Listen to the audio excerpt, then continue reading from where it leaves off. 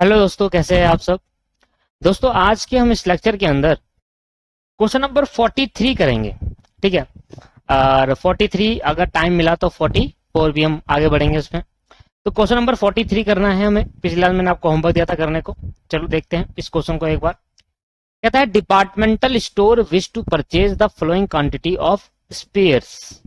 तो departmental store है और वो कुछ क्वांटिटी में स्प्रीज खरीदना चाहता है। तो स्प्रीज खरीदना चाहते हैं। स्प्रीज का मतलब क्या होता है? स्प्री का मतलब आपको बोलता हूं मैं, कैंडी। कैंडी होते हैं ना, टॉफी, तो वो होती है स्प्री। तो कैंडी लिख देता साफ साफ, पता नहीं कौन सी इंग्लिश लिख दी। चलो, हमें क्या मतलब कि स्प्री है कैंडी है, क्या मतलब? हमें तो जानना है कि कितने क्वांटिटी में है और कितने मैन्युफैक्चरर्स है। तो types of spree A B C D E, मतलब A B C D E 5 type के स्प्री है, मतलब 5 टाइप की क्वांटिटी कैंडी है। कैंडी मान सकते हैं आप इसको। ये है 150। सर ये जीरो नीचे आ गया है, ये 100 है, ये 75 है, ये 250 और ये 200। Tender are submitted by 4 different manufacture. तो डिपार्टमेंट स्टोर ने कहा कि भैया हम अलग अलग क्वांटिटी में स्प्री खरीदना चाहते हैं और हमें 5 तरीके की स्प्री चाहिए, मतलब 5 तरीके की कैंडी चाहिए। उसके लिए टेंडर सबमिट करा 4 मैन्युफैक्चर ने और कहा कि हम नीचे दिए गए सप्लाई कर सकते हैं, नीचे दिए गए से ज्यादा सप्लाई नहीं कर सकते। तो manufacture Y W X Y Z, ये 4 मैन्युफैक्चर है। जो टोटल क्वांटिटी, जो मैन्युफैक्चर डब्ल्यू है वो 300 यूनिट सप्लाई कर पाएगा, ये 250 कर पाएगा, ज्यादा से ज्यादा 150 और ये ज्यादा से ज्यादा 200। कहता है the store estimate that its profit per spree were vary from the manufacture as shown in the following matrix. याद है हमने क्वेश्चन नंबर 24 करा था आई थिंक, जिसमें हमने डी जनरेशन का कॉन्सेप्ट सीखा था। जिस क्वेश्चन में हमने डी जनरेशन का कॉन्सेप्ट सीखा था, same as it is question है वो। ये दोस्तों ये ना नीचे आ गया है, ये 275 है, 350 है, 400। ये आपके पास क्या है? प्रॉफिट दे रखा है। एक स्प्री को बेचने पे इतना प्रॉफिट होगा डिपार्टमेंटल स्टोर को। तो प्रॉफिट मैट्रिक्स दे रखी है, तो आपको इसको कॉस्ट मैट्रिक्स में बनाना है। ठीक है सर। 1 2 3 4 5 और यहां पर है 4।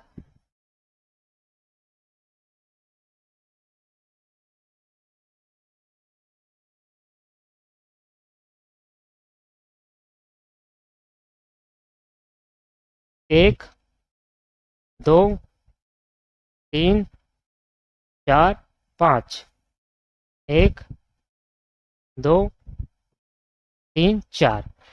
तो ये A B C D E W X Y Z लिख लेते हैं जल्दी से।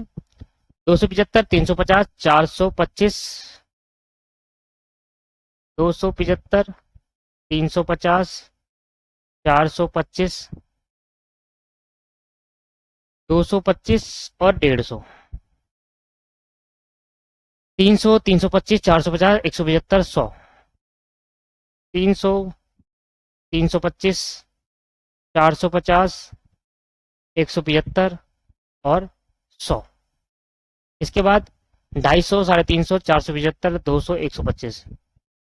250, 350, 475, 200, 125, 200, 125, 325, 275, 400, 325, 275, 400, 250, 175, 250, 175।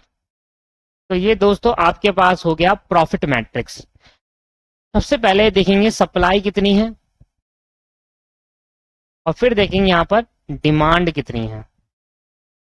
ठीक। तो डिमांड जो है वो इस तरीके से है, 300, 250, 150, 200। एक मिनट।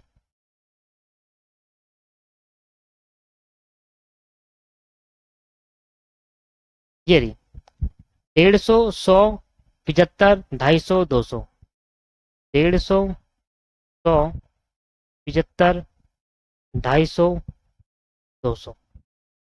150, 100, 75, 250, 200। ठीक है। 300, 250, 150, 200। ये सप्लाई है 300, 250, 150 और 200। 300, 250, 150, 200। ठीक है। अब मैं इसका चेक करूंगा तो देखूंगा सबसे पहले सबसे पहले आप ये चेक करो कि बैलेंस्ड है ये प्रॉब्लम या अनबैलेंस्ड। अगर ये अनबैलेंस्ड है तो सबसे पहले अनबैलेंस को बैलेंस करेंगे, फिर प्रॉफिट को लॉस मैट्रिक्स में कन्वर्ट करेंगे, मतलब प्रॉफिट मैट्रिक्स को रिलेटिव लॉस मैट्रिक्स में कन्वर्ट करेंगे। ठीक है, टोटल करेंगे इसका। तो टोटल देखेंगे सर 300, 250, 150 और 200। तो इसका टोटल दोस्तों मेरे पास आया 900। इसका टोटल करेंगे 150, 100, 75, 250, 200, ये आ गया 775। ठीक,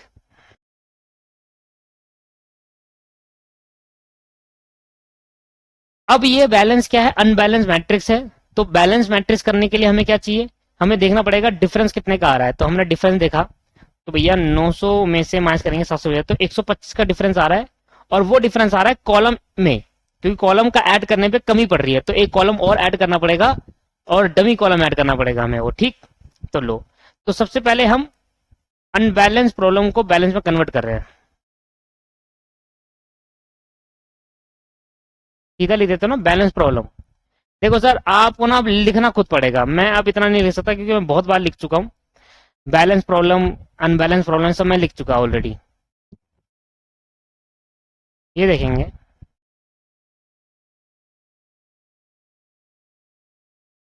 एक कॉलम और बन जाएगा इधर डमी का।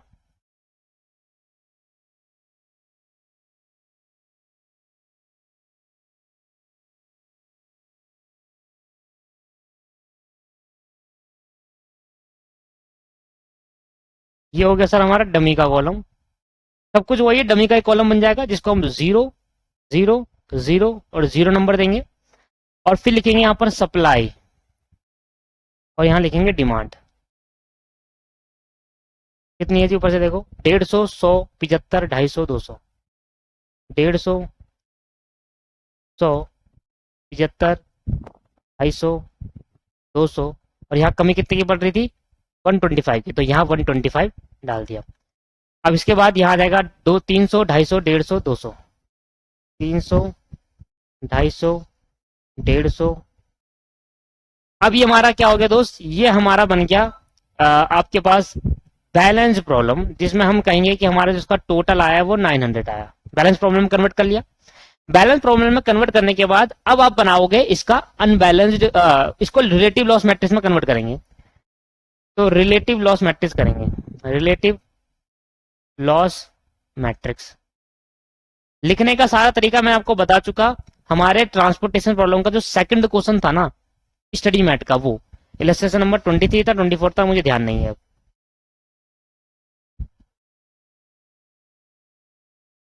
अच्छा, दोबारा एक बार बनाना पड़ेगा।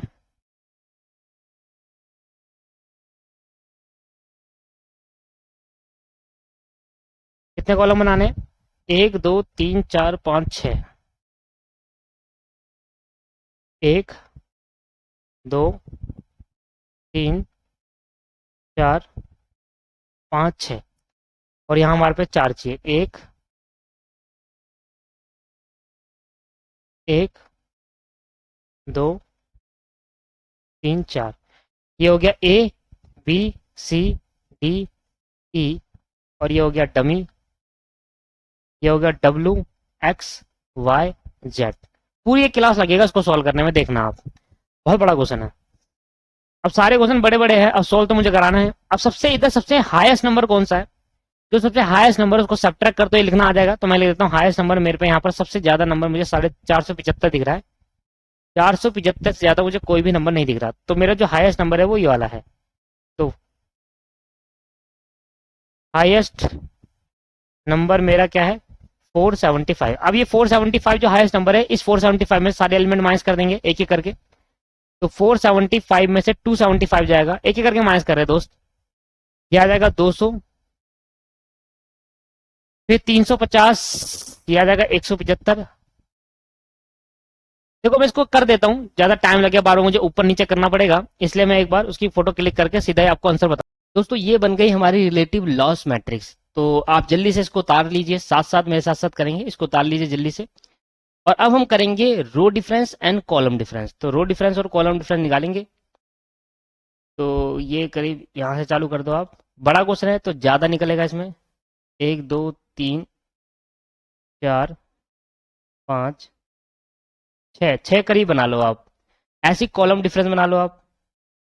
1 2 3 4 5 6। तो ये हमारा क्या हो गया दोस्त, ये हमारा हो गया कॉलम डिफरेंस, और वो हमारा हो गया रो डिफरेंस। ये हो गया कॉलम डिफरेंस और वो हो गया रो डिफरेंस। तो जल्दी से अब करेंगे, किस तरीके से करते हैं कि दो लीस्ट नंबर ढूंढेंगे जिसमें हमारा क्या होगा दोस्त, जो लीस्ट नंबर ऐसे ढूंढेंगे जिसके हमारा जिसको हम डिफरेंस निकाल सके। तो पहली रो में दो लीस्ट नंबर कौन से हैं, एक तो 50 है, एक 125 है। तो 50 और 125 में माइनस करेंगे तो आपके पास आ जाएगा 75। इसके बाद दो लीस्ट नंबर कौन से हैं, एक तो 25 है, एक 150 है। तो 25 और 150 मिला जाएगा 125। इसमें लीस्ट कौन सा है, एक है 125 और एक 0। तो 125 में से 0 जाएंगे, क्या बचेगा 125। इसमें लीस्ट कौन सा है, एक 75 है, एक 150 है। तो 150 में से 75 जाएंगे तो क्या बच जाएगा, 75 बच जाएगा। अब इसमें से इस कॉलम में लीस्ट कौन सा है, इस कॉलम में लीस्ट है 175 और 150, दोनों का डिफरेंस निकालेंगे तो आएगा 25। इसमें लिस्ट क्या है 150 125, दोनों का डिफरेंस निकालेंगे तो आएगा 25। इसमें लिस्ट क्या है 0 और 25, 25 में से 0 जाएंगे क्या बचेगा 25। इसमें डिफरेंस भाई 225 और 250, दोनों का डिफरेंस क्या आया 25 आया। इसमें इसमें है वही सेम 325 और 300, तो ये आ गया 25 और ये आ गया आपके पास 0। 0 क्यों आया, 475 से 475 जाएंगे तो 0 बचेगा। अब रो डिफरेंस और कॉलम डिफरेंस में ये देखो कि सबसे बड़ा एलिमेंट कौन सा है। तो सबसे बड़े एलिमेंट में मुझे ये दिख रहा है 125 और 125, दो बड़े एलिमेंट दिख रहे हैं। तो सर कहां पर मुझे प्लॉट करना चाहिए, तो सर इसमें देखने के लिए हम क्या करते हैं कि अगर हमें दो हाईएस्ट नंबर मिल जाते हैं पेनल्टीज के अंदर, रो डिफरेंस कॉलम डिफरेंस के अंदर, तो उसके रो पे चेक करते हैं। आप इसकी रो पे चेक करो मिनिमम क्या है 25, और इसकी रो पे चेक करो मिनिमम क्या है 0। तो आप 0 पे लगा देना, इस वाली रो पे अलॉट कर देना, इसको सेलेक्ट कर लेना पहले। ठीक है, इसको हमने सेलेक्ट कर लिया। इसको 150 चाहिए, 150 दे सकता है। इसके बाद 75 है तो 75 हमने सप्लाई कर दिया, और जैसे 75 सप्लाई करा ये हो गया 0, ये बन गया यहाँ पर 75, और यहाँ पर ये वाली रो कैंसिल आउट हो गई। अब फिर दोबारा डिफरेंस निकालो। तो मैंने कहा देखो डिफरेंस क्या है 200 और 125, तो आ जाएगा 75। इधर 175 और 150 आ जाएगा 25। इधर 225 नहीं नहीं 125, हाँ, और 225 तो आ जाएगा 100। इधर इधर आ जाएगा सर 200 और 150 तो आ जाएगा सर 50।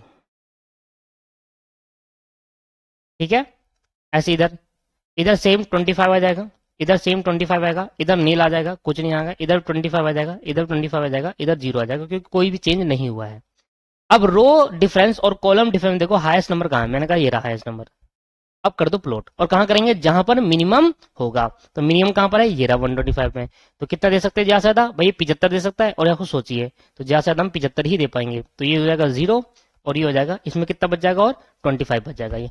और जैसे ये 0 हुआ तो ये वाली कॉलम हमारी कैंसिल आउट और रो कैंसिल आउट हो गई क्योंकि 0 हो गया। अब वापसी हम दोबारा डिफरेंस निकालते हैं। तो इसका जो डिफरेंस आएगा वो 75 आएगा, इसका जो डिफरेंस आएगा वो 25 आएगा, इसमें अब कोई भी डिफरेंस नहीं आएगा, और इसका जो डिफरेंस आएगा वही सेम 50 आ जाएगा। सेम एज इट इज नीचे, नीचे में कोई डिफरेंस होगा, हो सकता है क्योंकि एक लाइन कट गई है। तो 775 और 200 और 175 और 150 ये 25 ही ठीक है। इधर 150 और 125 तो ये भी 25 ही ठीक है। पहले गलती कर दी हमने, जब ये नहीं कैंसिल हुआ था तो ये 0 0 आना था, सॉरी दोस्तों, यहाँ पर ठीक कर लेना एक बार, ये 0 0 आएगा। अभी ये कटा ना ये वाली लाइन, तो ये अगर नहीं कटी होती तो 2525 दो मिनिमम थे ना, ये 0 होता ना दो। अब ये कट गई तो अब इन दोनों को चेक करूंगा तो 25 आएगा, तो इसको ठीक कर लेना है 0 0 आएगा। शायद आपने देखा होगा, सही कर लिया होगा। ये नील हो जाएगा, ये सेम 25 ही आएगा, ये 25 ही आएगा, और ये 0 आएगा। अब इसमें सबसे हाईएस्ट नंबर कहाँ है, ये रहा। तो इधर कर दो आप एलोकेट। जब आपने इधर एलोकेट करा तो इसमें देखना सबसे मिनिमम कहाँ है, सबसे मिनिमम है 125, तो यहाँ आप एलोकेशन कर देंगे। 300 है, सिर्फ 25 ही चाहिए इसको, तो 25 दे देंगे, और ये हो जाएगा सर आपका 0, और यहाँ बच जाएगा सर आपका 275। ठीक है, और कौन सी रो कैंसिल हो गई कॉलम, एक ये वाली रो कॉलम कैंसिल आउट हो गया। अब दोबारा डिफरेंस देखेंगे तो अब चेंज हो जाएगा डिफरेंस। 250 और 200 का जो डिफरेंस आएगा वो 50 आएगा, और 175 और 300 का जो डिफरेंस आएगा 125 आएगा आई थिंक, क्या आ गया 125, और इसमें कोई भी डिफरेंस नहीं आ रहा है जो होगा इधर 150 में से माइनस करेंगे 225 माइनस 150 तो आया 75 का डिफरेंस। अब इधर इधर क्या आएगा भाई, 200 में से 175 सॉरी 175 में से 150 जाएंगे तो 25 ही बचेगा, इधर नील हो जाएगा, इधर नील हो जाएगा, इधर भी कोई डिफरेंस नहीं 25 ही आएगा, इधर भी कोई डिफरेंस नहीं 25, इधर भी कोई डिफरेंस 0। अब सबसे हाईएस्ट कहां पर है, देखो सबसे हाईएस्ट यहां पर दिख रहा है, तो अब यहां एलोकेशन कर दो। इसमें देखो सबसे मिनिमम क्या है, ये रहा, तो यहाँ मिनिमम एलोकेशन है 250 दे सकता है, 150 ही चाहिए तो 150 जीरो कर दे देते हैं 150, और जैसे ही 150 जीरो हो गया और यहाँ पर कितना बचा 100 बचा, और यहाँ पर मैंने ये वाला कॉलम भी कैंसिल आउट कर दिया। अब फिर दोबारा डिफरेंस देखेंगे, तो अब इन तीनों का डिफरेंस देखो, सबसे दो छोटे, एक ये रहा एक ये रहा, तो 325 माइनस 250 ये आ गया 75। इन दोनों का डिफरेंस देखो तो 375 और 300 तो ये आ गया 75। इसमें कोई डिफरेंस नहीं आएगा, इन तीनों में डिफरेंस देखेंगे तो 300 225 ये भी 75 आया। इसके बाद नीचे आ जाओ, इधर कोई डिफरेंस नहीं, इधर भी नहीं, इधर भी नहीं, 225 और 250 25 ही आएगा, इधर भी 25 आएगा, इधर 0 आएगा, तो ये 25 25 और 0। अब आपके पास तीन बड़े हाईएस्ट नंबर है, एक 75 है, एक ये 75, एक ये 75। तीनों रो में ये चेक करो कि तीनों में मिनिमम कहां पर है। देखो ये तीनों इसमें चेक करा तो ये 250 है मिनिमम, ठीक ठीक है 250। इस वाली रो में चेक करा, भाई मैं किस पे सर्कल लगाऊं, इसके लिए क्या करते हैं, इसके लिए तीनों रो में जो मिनिमम होता है उस जगह पर सर्कल लगाते हैं। तो इधर जो मिनिमम है इस रो में वो 250 है, इस रो में जो मिनिमम है 300 है, अभी यही ठीक है। अब इस रो में जो मिनिमम 225 है, तो इधर 250 मिनिमम है, इसमें 300 मिनिमम है, इस रो में 225, तो सबसे कम मिनिमम कहां पर है 225, तो इस रो पे सेलेक्ट कर लो, मतलब ये वाली सेलेक्ट कर लो जहां पर कम है, ठीक है। और यहां पर हमने सेलेक्ट करा तो यहां पर एलोकेशन कर देंगे, 200 दे सकता है, 250 चाहिए तो 200 तो दे दो पहले, और जैसे 200 देंगे इस का 0 और यहां पर जाएगा 50, और अब ये वाला रो कैंसिल आउट हो गया।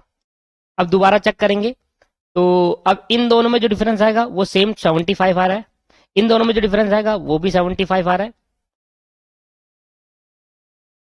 बाकी में कोई चेंज नहीं, बाकी तो कट गई रो, इधर तीन कॉलम आपस में कट चुके हैं। इसमें जो डिफरेंस आएगा देखो 325 और 375, अब आएगा डिफरेंस 50 का, ये कितने का आएगा 250 और 350 का डिफरेंस इधर आया, 50 का डिफरेंस इधर आया, और इधर तो 0 का ही आएगा। अब देखो सबसे हाईएस्ट का है, ये दो हाईएस्ट है। अब इन दोनों में देखो कि कहां पर मिनिमम है, तो हमने कहा सर यहाँ पर मिनिमम है, इस वाली रो पे मिनिमम है, इस वाली में तो हाईएस्ट, देखो यहाँ 250 मिनिमम है, यहाँ 300 मिनिमम है, तो 250 ज्यादा मिनिमम है, तो इस वाली सेलेक्ट कर लेंगे रो को और यहाँ कर देंगे एलोकेशन। अच्छा इसको कितना चाहिए 50, तो 50 को दे देंगे, अभी 275 बचा है इसके पास, तो 50 दे दिया, तो इसके बाद अभी और कितना बच गया 225 बच गया, तो 50 देते ही क्या हो गया, ये वाली रो कॉलम भी कैंसिल आउट हो गई। अब इन दोनों का मिनिमम देखो, एक और कटेगी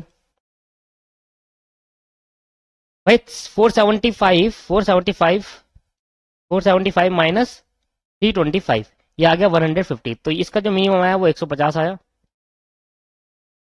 इन दोनों का मिनिमम क्या है 475 375 100 आया, ठीक है, इधर कुछ भी नहीं, इधर कुछ भी नहीं। सेम एज इट इज, जब मैं इसमें एरो लगाऊंगा, एक मिनट,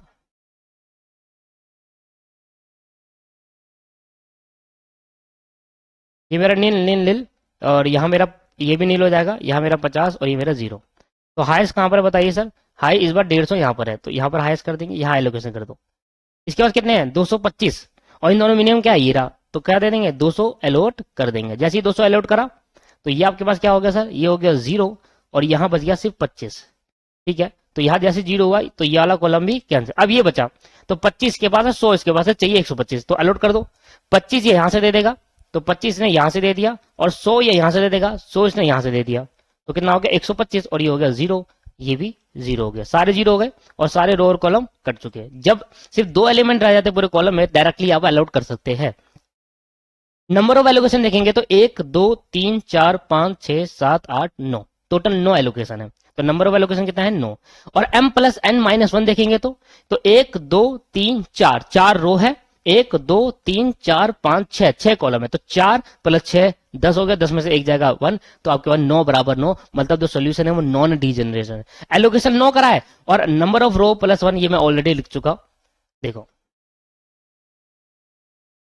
नंबर ऑफ एलोकेशन कितना है जी नंबर ऑफ एलोकेशन मेरा है m plus n minus one 9, 4 plus 6 plus 4 मेरी रो है, 6 मेरे कॉलम है, -1 करा तो 9 बराबर 9। The solution is non degenerated one, we have to go for optimal test. तो हमें ऑप्टिमल टेस्ट के लिए जाना है। क्वेश्चन थोड़ा बड़ा है, थोड़ा तो मैंने पहले से लिख लिया है, ठीक।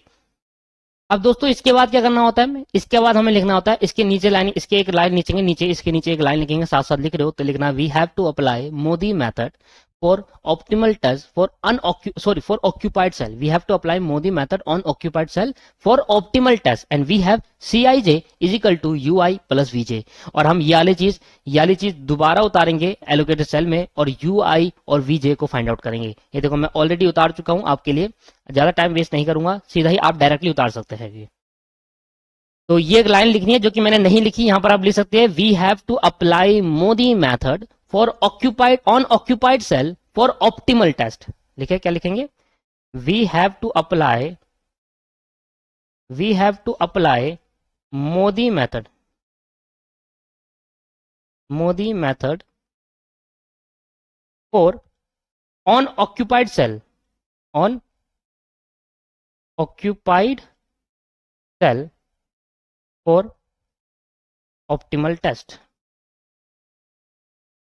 For optimal test. तो हमारे पास क्या है, हमारे पास है Cij plus Ui plus Vj। तो ये हमारे पास है और इस तरीके से हमने ये निकाला, वही मतलब यही चीज मन में वापस आपके पास कॉपी कर दी है, ऊपर की चीज नीचे कॉपी कर दी। अब आपको यहाँ पर एलोकेशन देना है, तो जहां पर नंबर ऑफ एलोकेशन ज्यादा होता है दोस्तों वहां आप एलोकेट कर देते हैं। तो यहाँ पर इस वाली रो में सबसे ज्यादा एलोकेशन है तो आप यहाँ पर 0 लेट कर सकते हो, अदरवाइज आप कहीं और भी लेट कर सकते हो, ऐसा जरूरी नहीं है। आप ये देखकर भी लेट कर सकते हो कि कहां पर मिनिमम आएगा, वो देख कर भी लेट कर सकते हो। इसमें सारे मैक्सिमम है तो मैंने ये इसमें सारे ही मैक्सिमम है तो मैंने ये देख लिया कि नंबर ऑफ एलोकेशन ज्यादा। पहली प्रायोरिटी हमारी ये रहती है कि नंबर ऑफ एलोकेशन जिस रो में या जिस कॉलम में। देखो अगर ऑपरेशन रिसर्च की बात करो, अगर स्टडी मैट की बात ना करूं तो आप ना कॉलम वाइज भी नंबर ऑफ एलोकेशन देख सकते हो, ऐसा जरूरी नहीं है कि कॉलम वाइज नहीं देख सकते। मैंने आपको बताया नहीं जानबूझकर, क्यों, क्योंकि स्टडी मैट में ना हमेशा रो वाइज एलोकेशन करते हैं और हम हमेशा एज पर सजेस्टेड आंसर चलेंगे। देखो अगर मैं बात करूं एज अ ऑपरेशन रिसर्च, तो ये जो एक ऑपरेशन मैनेजमेंट हमें पढ़ाया जा रहा है इंस्टीट्यूट द्वारा, ये पार्ट है ऑपरेशन रिसर्च का। जो इसका मेन सब्जेक्ट होता है वो होता है ऑपरेशन रिसर्च। तो ऑपरेशन रिसर्च से ही कुछ सब चैप्टर जो हमारे लिए इंपॉर्टेंट होंगे वो हमारे को निकाल के ऑपरेशन मैनेजमेंट बनाया गया। एक्चुअली जो वाइडर टर्म है वो ऑपरेशन रिसर्च है, ठीक है। तो ऑपरेशन रिसर्च की अगर बात करूं तो जब ऑपरेशन रिसर्च पढ़ाया जाता है तो वहां पर क्या होता है, तो आप रो वाइज भी लेट कर सकते हैं 0, आप यूआई में भी 0 लेट कर सकते हैं और VIJ में भी 0 लेट कर सकते हैं।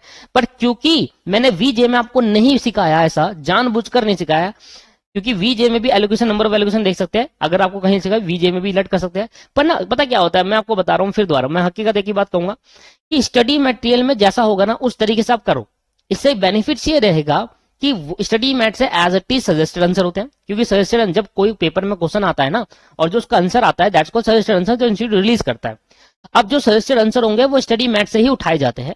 और जो एग्जामिनर होगा, मैंने आपको कहा ना, एग्जामिनर कभी भी ज्यादा टाइम नहीं लगाएगा कॉपी को चेक करने में, आपका एक एक सम नहीं देखेगा। आपको लगता है वो इतना बड़ा बड़ा सम देगा, आप खुद ही सोचो, इतना बड़ा बड़ा सब कैलकुलेशन करने में देखा कि आपकी कैलकुलेशन कहां गलत है। वो तो बस स्टडी मैट लेगा, आपका आंसर लेगा और आपका सजेस्टेड आंसर लेगा, इंस्टीट्यूट का मैच करने लगेगा, जहां पर ऊपर नीचे देखा काटता चले जाएगा।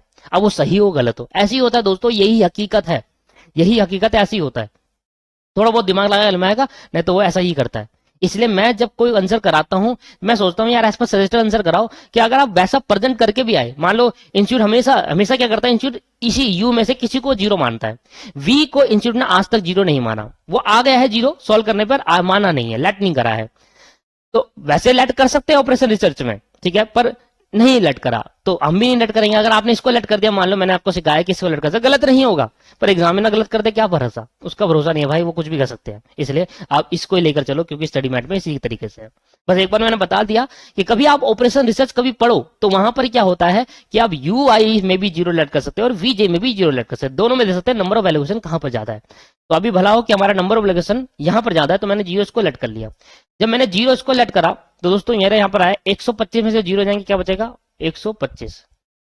250 में से 0 जाएंगे, क्या बचेगा सर, ये बचेगा 250। 325 में 0 जाएंगे, क्या बचेगा 325। 475 में से 0 जाएंगे, क्या बचेगा 475। अब 225 में से 250 जाएंगे तो क्या बचेगा माइनस का 25। अब 125 में से 125 जाएंगे तो क्या बचेगा 0। 0 में से 0 जाएंगे, क्या बचेगा 0, ठीक है। अब ये कैसे निकाले, ये इसकी वजह से ये निकाल देते हैं। तो 475 में से 475 जाएगा, क्या बचेगा? 0। ठीक है, और ये 0 आया तो 175 में से 0 जाएंगे तो क्या बचेगा? 175। तो सभी निकल गए आपस में, दोनों को इंटरलिंक करके सभी निकल गए। जैसे ये सब निकले तो हम लिखेंगे we have to find delta I j and we have delta I J is equal to c i j minus u i plus v j, और इसे हमें निकालने हैं ऑन अनऑक्यूपाइड सेल। तो ये लाइन आप लिखोगे इसके नीचे और हम निकालेंगे डेल्टा आई जे। ठीक है, सबसे पहले आप ये देखो कि कहां कहां अनऑक्यूपाइड है। एक तो यहां, तो गिनते रहो कि कहां कहां अनऑक्यूपाइड है। एक ये रहा, 2 3 4 5 6 7 8 9 10 11 12 13 14 15 15 जन अनऑक्यूपाइड सेल है। इस 15 में से अगर एक भी नेगेटिव आ गया ना सॉल्व करते टाइम, तो मुझे इंप्रूव करना पड़ेगा सोल्यूशन। चेक करते हैं। तो एक एक करके पहले मैं लिख लेता हूं, आप भी लिख लीजिए। तो ऊपर नीचे करते टाइम वेस्ट होता है, तो मैं पहले लिख लेता हूं, आपको आराम से अपना टाइम लगाकर, आप भी अपना टाइम लगाकर इसे लिख दीजिए। क्या लिखना है? डेल्टा 1 1 रो 1 कॉलम 1, डेल्टा रो 1 कॉलम 3, और नहीं रो 2 कॉलम, ऐसे करके लिख लीजिए। तो मैं भी लिख लेता हूं, आप भी लिख लेते हैं। ठीक है, फिर दिखाता हूं आपको। ये देखिए दोस्तों, मैंने लिख दिया। अगर आप अपने आप से निकालना चाहते हैं तो वीडियो यहाँ पर पोस्ट करके लिख सकते हैं, अदरवाइज इसको देख सकते हैं। ज्यादा टाइम भी टाइम करो क्योंकि आप निकाल ही लोगे। तो इसी में जल्दी से आप लिख लीजिए, जल्दी से आप लिखिए, यहाँ पर वीडियो पोस्ट करें, इसको लिखिए। ठीक है, करो पोस्ट। अब इसके बाद यहाँ वीडियो पोस्ट करो और इसको लिख लो, क्योंकि मैंने भी जल्दी जल्दी कर लिया, आप भी जल्दी जल्दी कर लीजिए। ये खुद निकालने पड़ते हैं दोस्तों, ये कहीं नहीं मिलेंगे आपको। ठीक है, अब एक एक करके करता हूं। देखो पहला ये है, तो 0 प्लस 175, तो माइनस 0 प्लस 175 कितना आएगा? 200 में से 175 जाएंगे तो कितना बचेगा दोस्तों? 125 बचेगा। क्योंकि कितना बच गया? 25। ऐसे इधर इस वाले पे 50, यह है 0 प्लस 0, माइनस 0 प्लस 0, तो 50 में 0 जाएंगे, क्या बचेगा? 50 बचेगा माइनस। अब 150 कहां पर है? ये रहा 150, ये रहा 150, तो 0 प्लस 125, तो 0 प्लस 125, तो अब 150 में से 125 जाएंगे, क्या बचेगा? 25 बचेगा माइनस 25, ये वाला, तो 0 प्लस 0, तो ये 0 प्लस 0 हो रहा है, और 0 0 क्या हो? 0 हो गया, 25 में 0 आएंगे, क्या बचेगा? 25 बचेगा। समझ में आ रहा है ना आपको? अब 300, ये रहा 300, तो 0 प्लस 250, तो 0 प्लस 250 क्या आ जाएगा सर? 300 में से 250 जाएंगे तो क्या बचेगा? 50 बचेगा। 375, 375 क्या है? 0 प्लस 325, तो अभी तक तो पॉजिटिव ही आ रहा है। 0 प्लस 325, तो 375 में से 325 जाएंगे तो क्या बचेगा? 50 बचेगा। अब 225, 225 का है, 475 है, 31, अच्छा ये रहा 0 प्लस 175, 0 प्लस 175, इसके बाद 0, ये इसका इसका निकाला हूं, 0 प्लस 250, 0 प्लस 250, इसके बाद इसका 0 प्लस 325, 0 प्लस 325, अब 36 में आ जाओ, 0 प्लस 475, 0 प्लस 475, अब 41 में आ जाओ, 150, तो माइनस 25 प्लस 175, तो माइनस 25 प्लस 175, 200 में आ जाओ, 13, तो माइनस 25 प्लस 125, तो माइनस 25 प्लस 125, अभी सारे पॉजिटिव है, एक भी नेगेटिव नहीं दिख रहा मुझे। ये 75, तो माइनस 25 प्लस 0, अरे वाह, ये भी पॉजिटिव आ गया, माइनस 25 प्लस 0। भरोसा नहीं है सर, इतने बड़े क्वेश्चन में अगर नेगेटिव आ गया ना, इतना सारा बड़ा क्वेश्चन दोबारा इंप्रूव करना पड़ेगा हमें। 300 देखो 25 और 325, शुक्र है भगवान का, 300 आ गया, माइनस 25 प्लस 300, और 475 में देख लो, 475 माइनस, अरे वाह, सारे पॉजिटिव आ गए।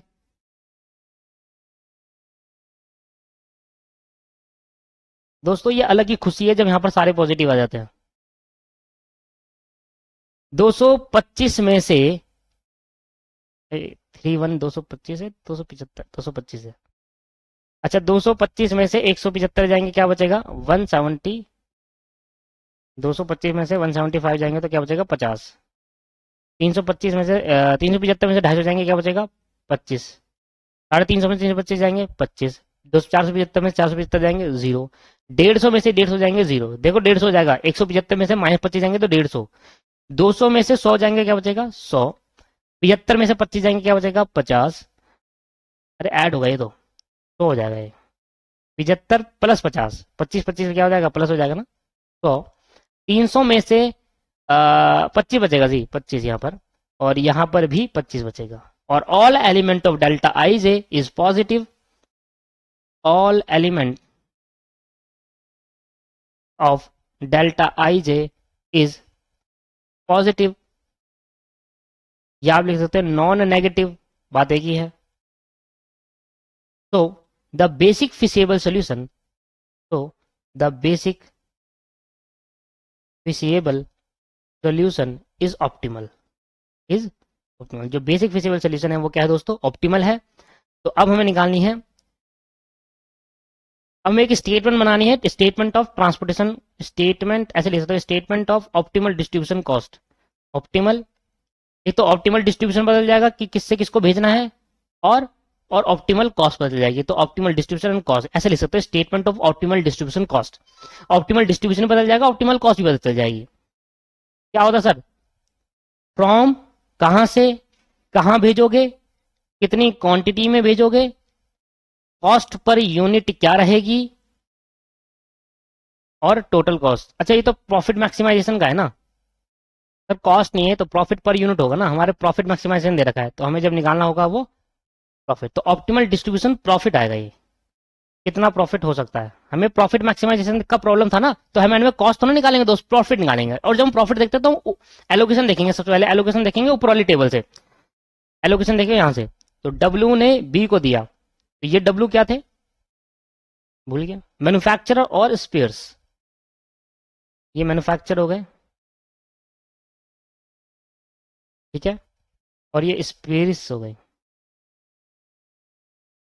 अब ये बताओ डब्ल्यू ने किसको दिया, डब्ल्यू ने दिया, डब्ल्यू ने बी डी ई और डमी,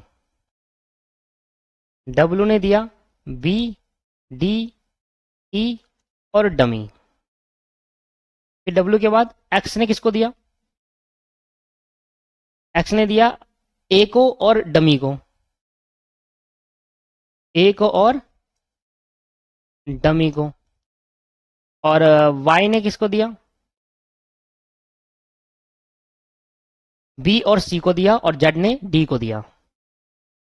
वाई ने बी और सी को दिया और जेड ने डी को दिया। तो इस तरीके से आपका ये ऑप्टिमल डिस्ट्रीब्यूशन हुआ, इसको बोलते हैं ऑप्टिमल डिस्ट्रीब्यूशन, इतने पार्ट को, कि भाई कहां से कहां डिस्ट्रीब्यूट करना है, कितनी क्वांटिटी में डिस्ट्रीब्यूट करना है जिससे हमारा प्रॉफिट मैक्सिमम हो जाए। क्वांटिटी बता देंगे, क्वांटिटी आपको ऑप्टिमल में से देखनी है, ठीक है, यहां से 25 50 225 जाएगा, 25 50 225, 25 50 225, 150 100 75 75 200, 150 100 75 75 और 200। तो इस तरीके से क्वांटिटी दी। अब ये जो प्रॉफिट पर यूनिट है ये कहां देखना है, सबसे पहले जब अपने अनबैलेंस को बैलेंस करा था वहां पर, रिलेटिव लॉस मैट्रिक्स से पहले वाली जो टेबल है उसको देखनी है, रिलेटिव लॉस मैट्रिक्स से पहले ही बैलेंस प्रॉब्लम करा, ये वाली टेबल है, ये है प्रॉफिट मैक्सिमाइजेशन की टेबल। और जब आपने रिलेटिव लॉस मैट्रिक्स बनाई तो उसको लॉस मैक्सिमाइजेशन में कन्वर्ट कर दिया, कॉस्ट में। तो आपको ये वाली टेबल देखनी है, क्योंकि हम निकालना चाहते हैं प्रॉफिट पर यूनिट कितना हो रहा है। तो ये बताइए टेबल हमें प्रॉफिट पर यूनिट। तो आपने अगर डब्ल्यू से किस किस को दिया जरा बताना, इसकी मैं फोटो लेता हूं, एक बार फोटो कर ली मैंने क्लिक, आप भी फोटो क्लिक कर लो, या पीछे प्रिंट पलट लेना भैया, करना चाहो ऐसे कर सकते हो यहाँ पर कि साथ में देख सको, ठीक है। अगर मोबाइल में देख रहे हो तो कोई बात नहीं, पीछे पन्ना पलट लीजिए आप। अब देखो, अब मुझे यहाँ पर गिवन है ये प्रॉफिट मैक्स, समझ में आया टेबल कौन सी देखनी है, या तो आप याली टेबल दे सकते हो या याली टेबल दे सकते हो, याली, या आप याली टेबल दे सकते हो याली, पर इसमें डमी नहीं है ना, और वहां पर डमी का भी आ रहा है लोकेशन। तो आप सबसे ऊपर वाली टेबल देखना जब बैलेंस प्रॉब्लम है, हमें प्रॉफिट मैक्सिमाइजेशन टेबल देखनी है, क्योंकि हम जानना चाहते हैं प्रॉफिट पर यूनिट, ठीक दोस्त। सबसे पहले डब्ल्यू ने बी को दिया, तो डब्ल्यू जो बी को देगा 350 के हिसाब से प्रॉफिट होगा, तो 25 इंटू 350, 25 यूनिट दी और 350 के हिसाब से प्रॉफिट होगा। मैं यहां दिखा देता हूं आपको, डब्ल्यू ने जब बी को दिया, ये वाला बी को, तो 350 पर यूनिट के हिसाब से प्रॉफिट होगा। तो ये वाली यूनिट कह रहा हूं, पर मैं उसको इसलिए लेकर चल रहा हूं वहां पर क्योंकि वहां डमी भी है, क्योंकि डमी एलोकेशन भी है, पर इस वाली क्वेश्चन में डमी थोड़ना है, पहले डमी करा था ना हमने, बैलेंस प्रॉब्लम लीजिए। जल्दी चेक करेंगे, डी ने 50 को दिया तो डब्ल्यू से डी ने दिया तो 225 रुपए पर यूनिट आ रहा है, तो 50 इंटू 225, डब्ल्यू ने ई को दिया, डब्ल्यू ने ई को दिया तो 150 पर यूनिट के हिसाब से प्रॉफिट है, 150 पर यूनिट। और डमी से क्या होगा, जीरो प्रॉफिट होगा, क्योंकि डमी तो एक कोई भी ऐसी है ही नहीं स्पीड्स। एक्स एक्स ने ए को दिया तो 300 के हिसाब से प्रॉफिट आ रहा है, तो 150 मल्टीप्लाई बाय 300 के हिसाब से प्रॉफिट। ये 100 है, डमी है, तो डमी में हमेशा जीरो होगा, क्योंकि डमी तब में जीरो लेट करा था हमने। वाई ने बी और सी को दिया, वाई ने जब बी को देगा तो 350 के हिसाब से प्रॉफिट होगा, और जब वाई सी को देगा तो 475 के हिसाब से प्रॉफिट होगा। जेड ने डी को दिया, तो जेड जब डी को देगा तो 250 के हिसाब से प्रॉफिट होगा। और इस तरीके से आपको समझ में आया, मैंने ये निकाला। ये इसी में से देखिए कि जेड अगर डी को देता है तो 250 प्रॉफिट होता है, ये वाला चीज निकाली है मैंने, बस मल्टीप्लाई कर दो दोस्तों और यही आपका आंसर आएगा। तो 350 मल्टीप्लाई बाय 25, यह आ जाएगा 8750।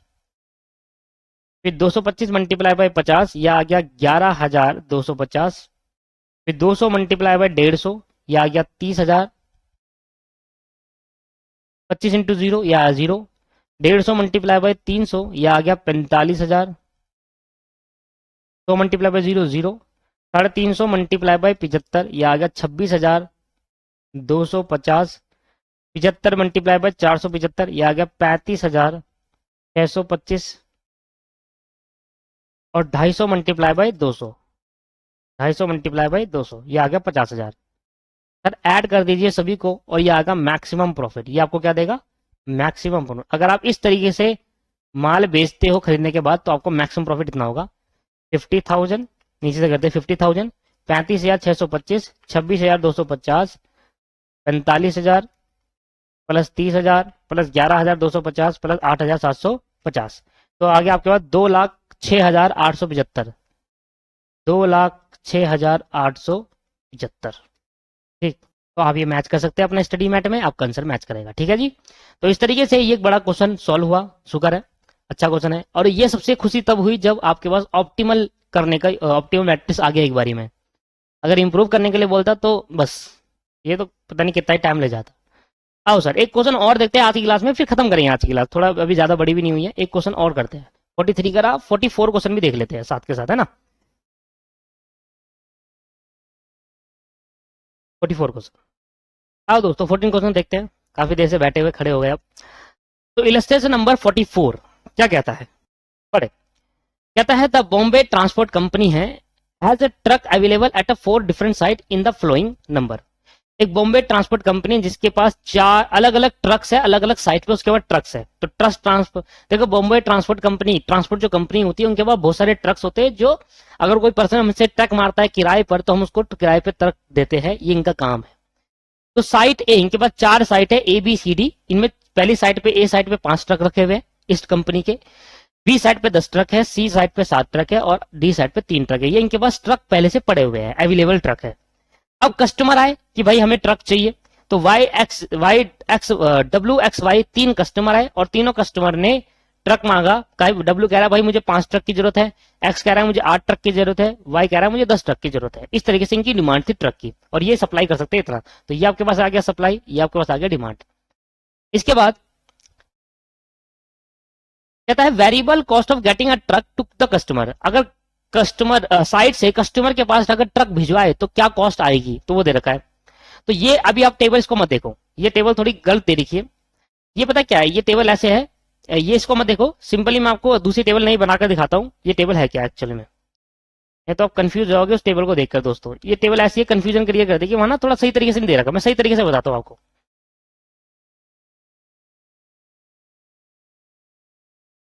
सबसे पहले हमारे पास एक्स, ये हो गया एक्स, ये हो गया वाई, ये हो गया सॉरी डब्ल्यू एक्स वाई। यहाँ कस्टमर करते हैं डब्ल्यू एक्स और वाई, और ये हो गया सर, इसको भूल जाओ, ए बी सी डी। तो यहाँ हो गया आपके पास ए बी सी डी, यहाँ हो गया डब्ल्यू एक्स वाई, और यहाँ मैं बना दूंगा। अच्छा डमी देखते कहाँ बनेगा। तो सबसे पहले तो एक ये लाइन ड्रॉ हो गई, 2 3, ठीक है सर। तो यहाँ पर एक ये लाइन ड्रॉ कर दी मैंने। मैं आपको वो टेबल बनाकर दिखा रहा हूँ कि वो टेबल किस तरीके से आप देखोगे। वो टेबल वहां पर सही तरीके से दे नहीं रखी, वो आपको कंफ्यूज कर देगा। तो 7 4 5 8, 7 4 5 8, 3684, 3684, 6843, 6843। अभी 2 मिनट के लिए भूल जाओ। अब ये देखो कि ए अगर डब्लू को देता है, अगर ए साइड से अगर डब्लू कस्टमर के पास ट्रक जाता है, ये कस्टमर है और ये साइट है यहां पर, तो अगर ए साइड से डब्लू कस्टमर कहता है तो 7 रुपए पर उसकी कॉस्ट आएगी आपके पास, 7 रुपए की कॉस्ट आएगी पर ट्रक, तो 7 रुपए को ज्यादा छोटा है। और अगर बी से डब्ल्यू पे जाएगा तो 4 रुपए की कॉस्ट, इस तरीके से दे रखा है। तो वहां पर देखो कंफ्यूजन टर्म दे रखी है, एक्स यहां लिख दिया, ए टू डब्ल्यू, ये ना इधर उधर हो चुका है इंस्टीट्यूट से, कोई बात नहीं, उसको मैंने ठीक कर दिया आपके सामने। कह रहा है ट्रांसपोर्टेशन प्रॉब्लम को सॉल्व करो, तो एक कॉस्ट मिनिमाइजेशन की प्रॉब्लम है, मैक्सिमाइजेशन की, क्योंकि ट्रक भेजे तो कॉस्ट की बात कर रहा है यहाँ पर। अब सबसे पहले देखो सप्लाई कितनी है, तो यहां पर डिमांड कितने की है, तो डिमांड हमने करा तो 10, 18, 23, 8 और 23। तो मैं अगर देख रहा हूं तो मेरे पे 41 की सप्लाई आ रही है, तो मेरी जो डिमांड है, कस्टमर मेरे से मांग रहा है डब्लू, ये मांग रहा है 5, 8 और 10, 5 ये मांग रहा है, 8 ये मांग रहा है, 10 ये मांग रहा है। अगर मैं सप्लाई की बात करूं तो ए साइड 5, 10, 7, 3, 5, 10, 7 और 3 इस तरीके से सप्लाई कर सकती है, इस तरीके से सप्लाई कर सकती है। और यहां पर हम एक डमी बना लेंगे। क्यों बनाएंगे डमी? सारा चीज आप लिखना आता है आपको, ये सभी चीज मैंने लिखना आपको सिखा रखी है दोस्तों, कि हम डमी कॉलम क्यों इंट्रोड्यूस करें। When the total demand is not equal to total supply, then we have to introduce a dummy column at a demand of, देखो अभी 10, 23 है और इनका टोटल करोगे तो 7, 3, 10 और 10, 20 और 5, 25। तो मेरा जो सप्लाई आ रहा है वो 25 आ रहा है और यहां मेरा आ रहा है 23, तो फर्क कितने का है? 2 का। तो 2 अगर मैं यहां पर और डाल दूं डमी कॉलम से, तो मेरा जो डिमांड है वो सप्लाई के बराबर आ जाएगा। तो ठीक है जी, ये समझ में आ गया होगा आपको प्रॉपर तरीके से कि डमी इंट्रोड्यूस क्यों करा गया है। तो क्योंकि यहां पर डमी इसलिए इंट्रोड्यूस करा क्योंकि यहां पर बराबर नहीं आ रहा, तो नीचे लाइन लिख देंगे आप, या ऊपर इसके पहले आप ऊपर एक लाइन लिख देंगे, नीचे जब भी यहां भी चाहो वहां लाइन लिख सकते हो डमी इंट्रोड्यूस करने के बाद, कि हमारा टोटल डिमांड टोटल सप्लाई के बराबर नहीं था, इसलिए ये प्रॉब्लम अनबैलेंस्ड है। अगर इस प्रॉब्लम को बैलेंस करना है तो हमें एक डमी कॉलम को इंट्रोड्यूस करना पड़ेगा एट अ डिमांड ऑफ 2 रुपए। तो 2 ट्रक की डिमांड से हमें उसको इंट्रोड्यूस करना पड़ेगा, जिससे वो टोटल सप्लाई टोटल डिमांड के बराबर आ जाए। क्लियर है या नहीं है? अगर इतनी बात आपको क्लियर है तो मैं यहीं पर क्वेश्चन को थोड़ा सा छोटा करके यहीं पर वोगल अप्रोक्सीमेशन मेथड लगा देता हूं। ठीक, तो मैंने यहां पर कहा कि भाई ये मेरा रो डिफरेंस हो गया 1, 2, 3, 4, और ये मेरा हो गया कॉलम डिफरेंस 1, 2, थोड़ा और छोटा करेंगे, 3, 4। तो यहां मेरा हो गया कॉलम डिफरेंस। देखो आपको ना पेपर में प्रॉपर तरीके से करना है, और ये प्रॉपर तरीके से करेंगे कैसे वो मैंने आपको सिखा दिया है। एक एक लाइन लिखनी है, एक एक तरीके से लिखना है, क्या क्या है जो जो कर रहे हो वो तरीके से लिखना है, फिर जाकर आपको ये उतारना है। ऐसे नहीं कि पहले आपने बनाया यही डमी इंट्रोड्यूस कर दिया, इसी इसमें आप वोकल अप्रोच है। पहले टेबल बनाओ जिसमें डमी इंट्रोड्यूस करो, फिर इस टेबल को दोबारा कॉपी करो, फिर आप वोकल अप्रोक्सीमेशन मेथड लगाओ। क्योंकि दोस्तों ये चीज बार बार करना सही भी नहीं है। वैसे तो मैं करना चाहूँ तो कर दूंगा, आपको भी टाइम वेस्ट होगा, क्योंकि मेरे को तो सीधा यहाँ से कॉपी करना है, पेस्ट कर दूंगा मैं, पर वो फायदा नहीं है ना। अभी हम प्रैक्टिस कर रहे हैं, हमें समझ में आता है कि किस तरीके से हमें काम करना है। हम पेपर होगा तो एक क्वेश्चन आएगा पेपर, तो वहां अच्छे से कर देंगे बस।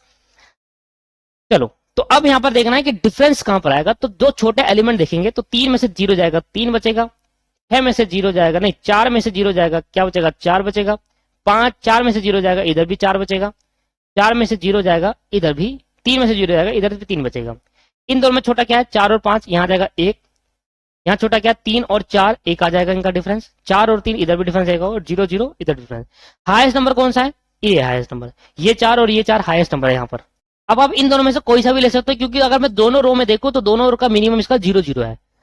जब 2 हाईएस्ट नंबर मिल जाए और आप इन दोनों की रो में चेक करो तो रो भी दोनों मिनिमम सेम मिल जाए, देखो 0, 0 सेम मिल रहा है, तो आप कहीं पर भी प्लॉट कर दो, आंसर एक्यूरेट सेम आएगा और जल्दी आएगा। तो मैंने पहले वाले पे पुट कर दिया, और जब मैंने इस पे पुट करा तो मैं कहाँ एलोकेट करूंगा? सर यहाँ पर एलोकेट करूंगा, क्योंकि जहां मिनिमम होता है वहां एलोकेट करते हैं। ये मेरे पे 10 है और इसको चाहिए 2, तो मैं 2 दे दूंगा, और यहाँ पर मेरा बच जाएगा 8, और इस तरीके से मैं ये वाली कॉलम खत्म कर दूंगा। सबसे पहले डमी कॉलम खत्म करना जरूरी होता है, क्यों? क्योंकि ये ना हर बार आंसर को एक ही जैसा ले आएगा, क्योंकि 0 में से कुछ चीज माइनस करेंगे वही आ जाएगा। तो यहाँ मेरा हो गया 0। अब दोबारा मैं चेक करूंगा और दोबारा देखता हूँ कि सर मेरा डिफरेंस क्या है। देखो 6 और 3 में से माइनस जाएंगे तो 3 आकर डिफरेंस, 6 में से 4 जाएंगे क्या बचेगा 2, 4 में से 5 में से 4 जाएंगे क्या बचेगा 1 बचेगा, और 4 में से 3 जाएगा क्या बचेगा 1 बचेगा। यहाँ पर तीनों में सेम ही आएगा, यहाँ डैश हो जाएगा, तो ये आएगा 1 1 1 और यहाँ डैश। तो इन सभी में हाईएस्ट नंबर कौन सा है सर 3 है हाईएस्ट, ये रहा। और इसका जो मिनिमम होगा वहां एलोकेशन आप कर देंगे, तो यहाँ मैंने एलोकेशन कर दिया। इसको चाहिए 8, ये दे सकता है सीधा ज्यादा 5, तो इसने 5 दिया, तो ये 0 हो गया, और इसके पास अभी 3 और इसको मिलना बाकी है, तो यहां से मैंने ये भी कैंसिल आउट कर दिया। जब मैंने ये कैंसिल आउट करा तो अगला जो मेरा आएगा ये नील हो जाएगा। इन दोनों में जो छोटा होगा वो आएगा 2, इस दोनों में से छोटा होगा आएगा 1, इन दोनों में से छोटा होगा आएगा 1, और ये वही सेम नहीं आएगा। 4 में से 5 का 1 बचेगा, 6 में से 4 का इस बार 2 आ गया, और 4 में से 3 का 1 बचेगा, और यहाँ पर डैश, क्योंकि अब यहाँ पर चेंज हो गया ना। ठीक, अब इन सब में से हाईएस्ट नंबर क्या है, 2 जगह है, एक ये 2 है हाईएस्ट, एक ये 2 है।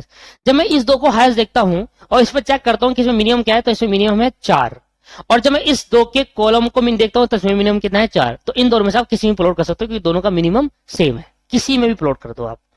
चलो मैं इस पे कर देता हूँ प्लॉट, तो मैंने इस पे प्लॉट कर दिया आपके लिए।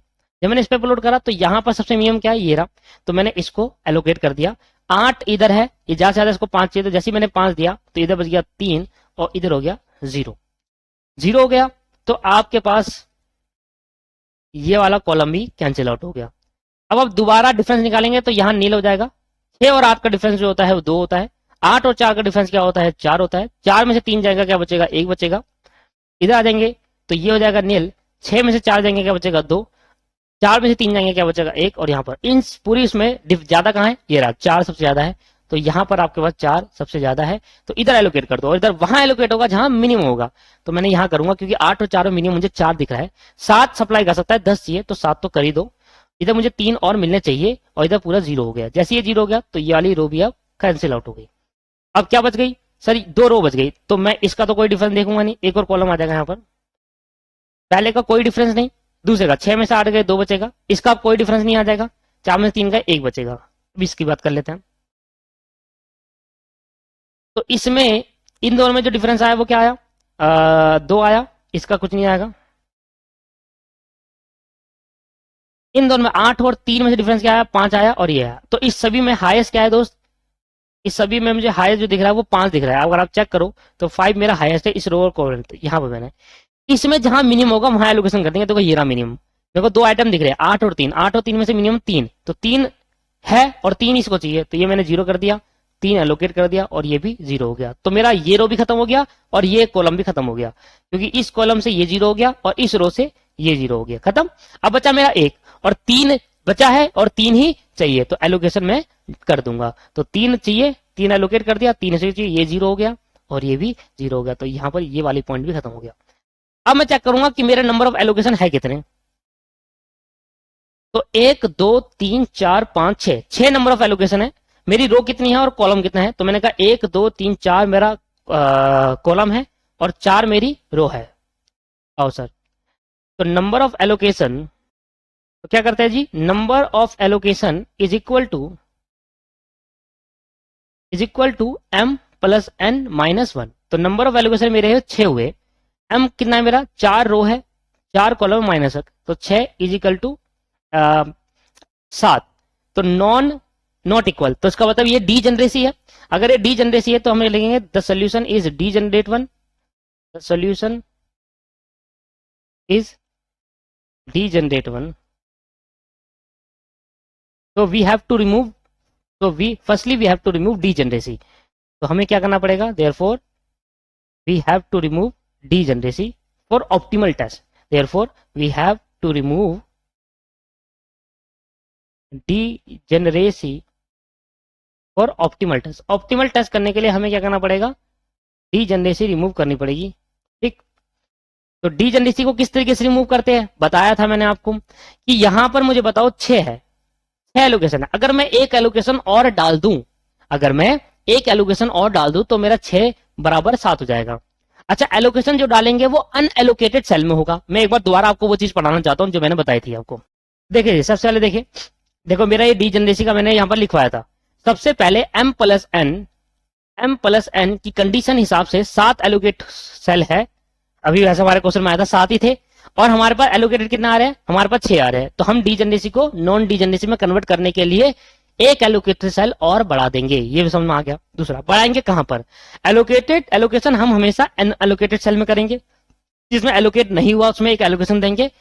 एलोकेशन करने के लिए हमें रूल फॉलो करना पड़ेगा, और ऐसे एलोकेशन को डमी एलोकेशन कहेंगे, और डमी एलोकेशन को डिनोट करेंगे ई से। ठीक है, रूल क्या थे?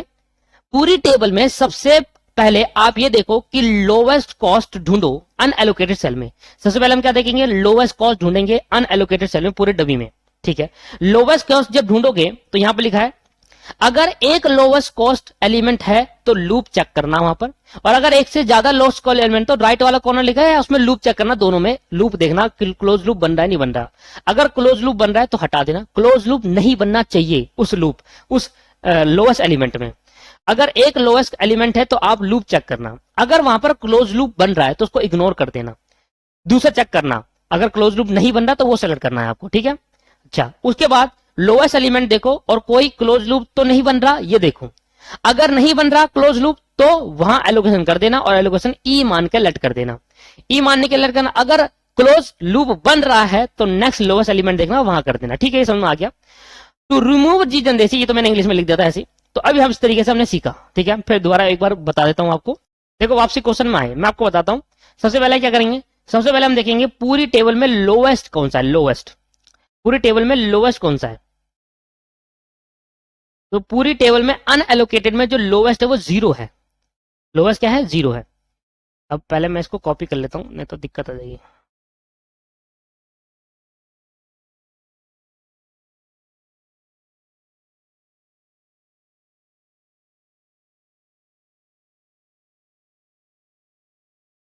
ठीक है सर, अब देखो इधर,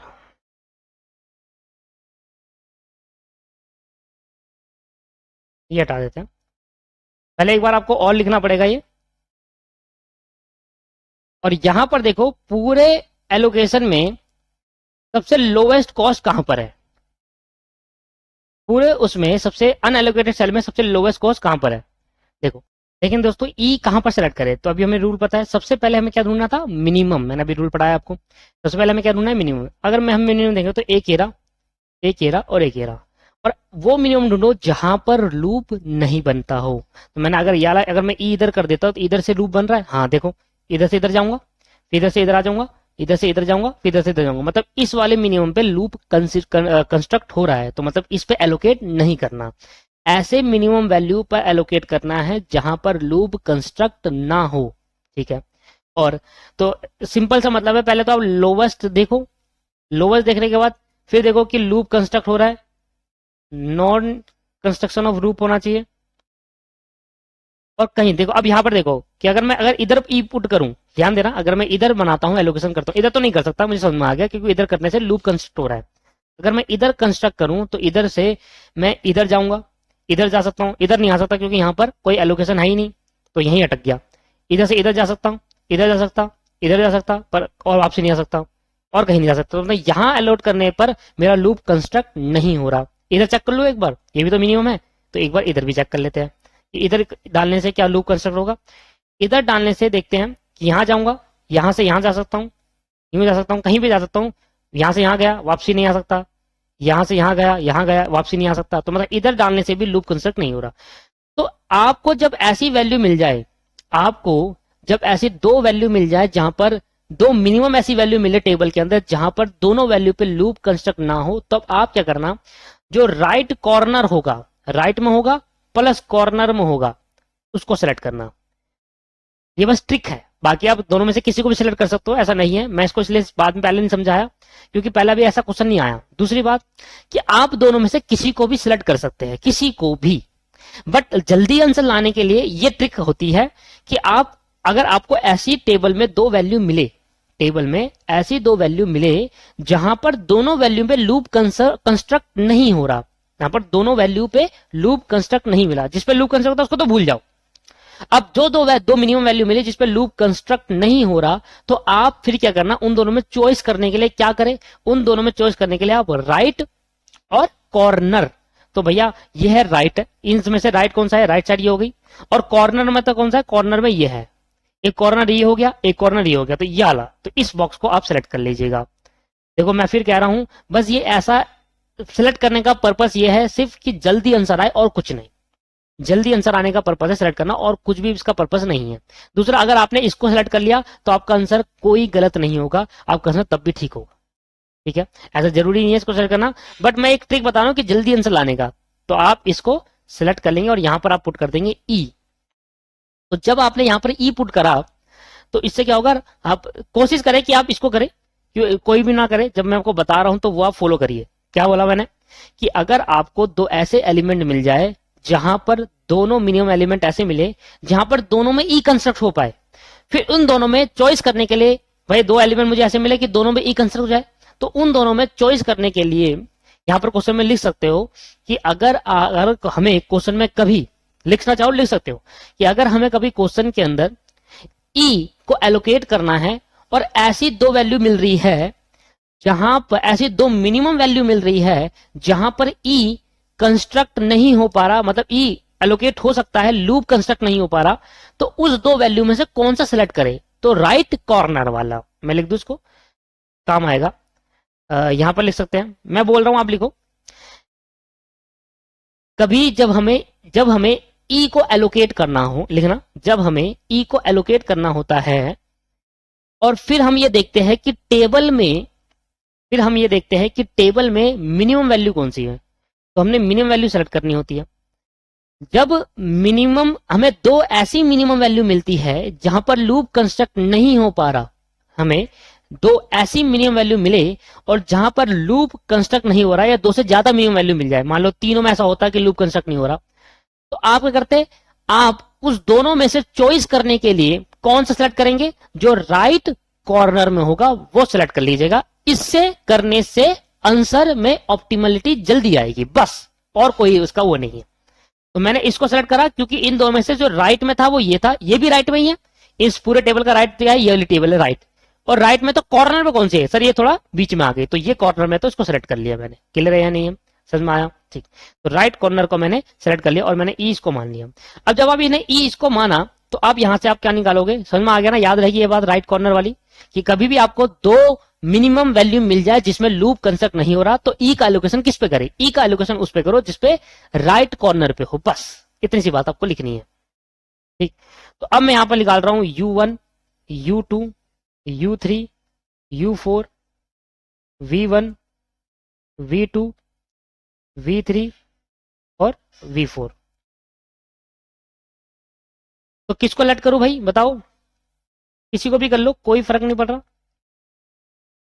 अच्छा चलो, अगर मैं इसको लेट करूं तो मेरे बड़े बड़े आ जाएंगे नंबर। मैं एक तरीके से ये भी देखता हूं ना कि नंबर ऑफ एलोकेशन जहां पर है, ये सबसे ज्यादा एलोकेशन किसमें, इस पे। अगर मैं इधर जीरो लेट कर दूं, सुनना एक बात, अगर मैं यहाँ पर जीरो लेट कर दूं तो मेरा ये क्या हो जाएगा, मेरा यहाँ पर क्या, चलो कर लो, इसी को कर लो यार, जीरो लेट, क्या समझाऊं इसमें। बाकी मैं ये समझा रहा था कि अगर यहाँ पर हम जीरो लेट करते हैं तो 4 में से जीरो जाएंगे 4 बचेगा, 6 में से जीरो जाएंगे 6 बचेगा, और 0 में से जीरो जाएंगे 0 बचेगा। तो यहाँ पर 4, 6, 0 आ जाएगा, क्योंकि 6 एक बड़ा नंबर हो गया। तो हम कोशिश करते हैं कि VI में छोटे से छोटे नंबर लाए, ये भी मैंने आपको समझाया था, ठीक है। पर अगर आप सेलेक्ट करते हो कोई बात नहीं, इंप्रूवमेंट आ जाएगा, बस ये होगा, अगर माइनस में आ सकता है, बस ये चांसेस हो सकते हैं। बाकी 3 में से 6 जाएंगे, क्या बचेगा, -3। 0 में से 0 जाएंगे 0 बचेगा, 0 में से 0 जाएंगे यहाँ पर 0 आ जाएगा। 3 में से 0 जाएंगे क्या बचेगा, 3 बचेगा। 4 में से 3 जाएंगे क्या बचेगा, 1 बच जाएगा। सारे आ गए। अब हम निकालेंगे अनएलोकेटेड सेल के अंदर डेल्टा IJ। आपको निकालना है delta IJ is equal to CIJ minus UI plus VJ। मान लो कभी लूप कंस्ट्रक्ट करना है, मैं क्वेश्चन इसलिए यहाँ पर लिख रहा हूँ कि मुझे एक यहाँ पर क्या आएगा, मान लो हम नेगेटिव आ गया तो इंप्रूवमेंट करने के लिए मान लो लूप कंस्ट्रक्ट करने पे A आ गया। मैं जो समझाना चाहता हूँ वो दिखाऊंगा अभी, देखो मैं क्या कहना चाहता हूँ, क्योंकि इस टाइप का मैंने अभी क्वेश्चन नहीं कराया। तभी तो मैं सारे क्वेश्चन कराता हूँ स्टडी मैट के, इसका बेनिफिट, क्योंकि हर एक क्वेश्चन में कुछ ना कुछ यूनिक है। सारे क्वेश्चन कराऊंगा तो आपके सारे कॉन्सेप्ट क्लियर हो जाएंगे, अलग अलग कॉन्सेप्ट में अलग अलग कॉन्सेप्ट आ जाते हैं। चलो, अलग अलग क्वेश्चन में ना अलग अलग प्रॉब्लम्स आती है, तो उन प्रॉब्लम्स को कैसे हैंडल करें, तो ये हमें नए है क्वेश्चन सीखने में मिलता है। तो इस ये निकालेंगे, तो ये आपके पास पहले आप जल्दी से आप वीडियो पोस्ट करें यहाँ पर, और ये अपना आप निकालो। एक रो 1 कॉलम 1 कॉलम 3 कॉलम 4, रो 2 कॉलम 3 रो 3 कॉलम 3 कॉलम 1 2 और 4। ये जल्दी से आप डेल्टा IJ निकाले और चेक करें कि नेगेटिव आ रहा है नहीं आ रहा है, ये आपका काम है निकालना। मैं भी निकालता हूँ जल्दी से, आप वीडियो पॉज करो जल्दी से निकालो। सामने देखेंगे दोस्तों, मैंने जल्दी से निकाला है, आप भी एक बार चेक कर लीजिए कि आपका और मेरा मैच कर रहा नहीं कर रहा। हो सकता है कि मेरे में गलती हो जाए, हो सकता है कि आप में मिस्टेक हो जाए, तो एक बार चेक कर लेना। ठीक है, मैं जल्दी से सोल्व करता हूँ। देखो, 4 में से 3 जाएंगे तो 1 बचेगा, 7 में से 1 जाएंगे तो 6 बचेगा, 3 में से 3 जाएंगे 0, तो 6 का 6 आ जाएगा, 3 माइनस 3 प्लस 3 हो जाएगा, 8 में से 3 जाएंगे क्या बचेगा 5, 5 में से 5 जाएंगे 0 बच जाएगा, 6 7, 8 में से 7 जाएंगे तो बच जाएगा 1, 0 में से -1 जाएंगे तो माइनस का 1 आ जाएगा, आगे नेगेटिव।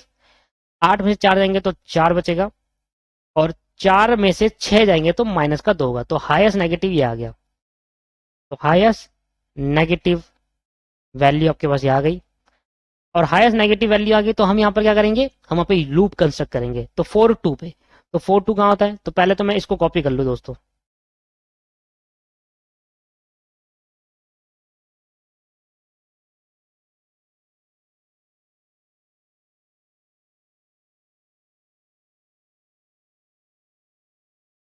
अब मुझे ना यहाँ पर लूप कंस्ट्रक्ट करना है मेरे भाई, मुझे क्या करना है, लूप कंस्ट्रक्ट करना है। क्योंकि मेरा जो हाईएस्ट, मेरा एक तो मैं यहाँ लिख दूंगा लाइन कि element of delta I J is negative, so basic feasible solution is not optimal, ये लाइन लिख दोगे यहाँ पर। ठीक है, element of delta I J is negative, so basic feasible solution is not optimal, so we have to improve basic feasible solution. The highest negative value is -2, that is 4 और 2, तो 4 और 2 में आ रही है हाईएस्ट नेगेटिव वैल्यू, मतलब कहां पर आ रही है, 4 रो 4 और 2 कॉलम, तो यहां पर आ रही है, तो इसको मैं कर दूंगा +x। अब मेरे को यहां बनाना है लूप, तो लूप बनाने के लिए क्या करूंगा, यहां से मैं यहां जा सकता हूं, यहां से यहां आ सकता हूं, यहां से यहां आ सकता हूं, यहां से यहां आ सकता हूं, तो बन रहा है।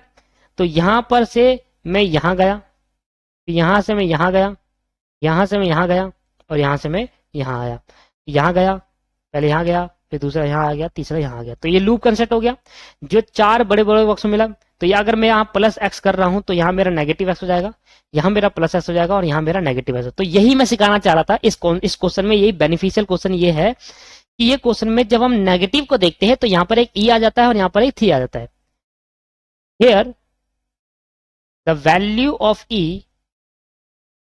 इज 0, ई की वैल्यू को हम 0 कंसीडर करते हैं क्योंकि एक डमी है, और डमी को हम हमेशा क्या करते हैं 0, क्योंकि हमें एलोकेशन जो दिया है वो डमी दिया है। एलोकेशन हमारे 6 आ रहे थे, हमें 7 बनाने के लिए एक डमी और डमी एलोकेशन देना था, और डमी एलोकेशन को हमने ई से डिनोट करा, और वो हमारे क्या होता है 0 माना करते हैं, तो ई की वैल्यू क्या होती है 0। तो यही मैं सिखाना चाहता था कि अगर नेगेटिव, हम क्या वैल्यू ऑफ एक्स कैसे निकालेंगे बताना जरा, वैल्यू ऑफ एक्स कैसे फाइंड करेंगे, मिनिमम ऑफ क्या, मिनिमम ऑफ 3 और ई, मिनिमम ऑफ 3 और ई, जो कि ई की वैल्यू मेरी क्या है 0, तो 3 और 0 में से जो मेरा मिनिमम होगा क्या होगा दोस्त, मेरा आ जाएगा 0। 3 और 0 में से जो मेरा मिनिमम है वो मेरा आ जाएगा 0। तो जैसे ही मेरा 0 आया तो अब मेरा ये चेंज हो गया। चेंज क्या हो गया कि यहां पर, और कहीं पर मैं 0 डालूंगा, कहीं पर ही देखो, कहीं पर जब एलिमेंट होंगे ना तो अब ई आ गया, मिनिमम आपके पास क्या मानोगे, ई मानो, इसको ई मानो, 0 मत मानो। देखो, ई एक ऐसा कॉन्सेप्ट है जिसमें आप कभी इसको 0 मानोगे, कभी आपको ई मानना पड़ेगा। कैसे, मैं आपको दिखाता हूं दोबारा एक बार। इंप्रूव बेसिक सॉल्यूशंस, इंप्रूव, देखो,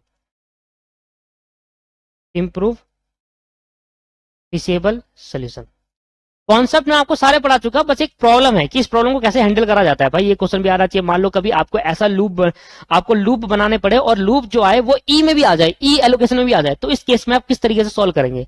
बड़ा सिंपल है कि आपने नेगेटिव वाले आइटम लेने हैं, क्योंकि पॉजिटिव आइटम में एक एलोकेशन नहीं होता, तो नेगेटिव वाले आइटम देंगे, तो नेगेटिव वाले जो आइटम होते हैं उसमें देखना होता है कि मिनिमम वैल्यू क्या है, ये 3 है और ये ई है, और 3 और ई और 3 में से सबसे मिनिमम क्या होगा, ई होगा, क्योंकि ई की वैल्यू को हम 0 कंसीडर करते हैं, तो एस की वैल्यू क्या आ गई ई, तो ई भी लिख सकते हैं, इसकी जगह पर 0 भी लिख सकते हैं। अब सब कहां पर ई लगाएंगे, कहां 0 लगाएंगे, ये आपको मैं समझाता हूं।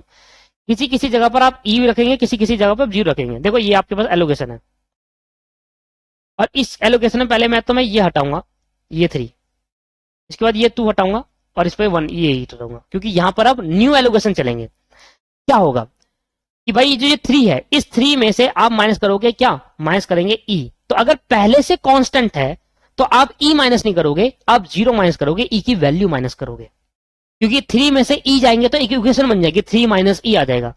पहले से अगर कांस्टेंट है तो आप जब ई माइनस कर रहे हो, पहले से अगर जब कांस्टेंट है तो आप ई माइनस मत करना, आप क्या करना 0 माइनस करना। तो मैंने कहा 3 माइनस ई होना था, क्योंकि मेरी वैल्यू जो एक्स की है वो ई है, ई को मैं 0 कब कंसीडर करूंगा कि जब पहले से वैल्यू 3 है। अब सोचो पहले 3 है, 3 में से ई माइनस करूंगा तो 3 में से ई कैसे माइनस हो जाएगा, तो अब यहां पर इसको 0 कंसीडर करूंगा तो 3 में से 0 जाएगा, 3 बचेगा। तो यहां पर जो मेरा है 3 में से 0 जाएंगे तो यहां पर 3 बचेगा, तो मैं इसको क्या मानूंगा, 3 मानूंगा, क्योंकि मेरे 3 में से ई गया। ई क्या था मिनिमम, ई की वैल्यू क्या थी 0, तो 3 में से ई गया। अब यहां पर क्या करना था, यहां पर 2 है तो 2 में से प्लस करना ई, तो 2 प्लस ई कैसे करूं, क्योंकि पहले से अगर कोई कांस्टेंट होता है तो ई प्लस करने के लिए आपको क्या करना पड़ेगा, यहां पर 0 बनाना पड़ेगा, ई की वैल्यू 0 रखनी पड़ेगी, क्योंकि 2 कांस्टेंट पहले से है और कांस्टेंट में कभी भी अल्फाबेट प्लस नहीं होते, न्यूमेरिकल प्लस होता है ना। तो इसलिए 2 में क्या ऐड करेंगे 0 ही, ई की वैल्यू 0 ट्रीट कर लेंगे इधर, और 2 प्लस 0 क्या आ जाएगा 0, और 2 प्लस 0 करके 0 आ जाएगा, तो यहां पर भी 2 अलॉट हो जाएगा। 2 प्लस 0 2 होता है, सॉरी गलती करी, 2 प्लस 0 0 नहीं, 2 प्लस 0 2 होता है।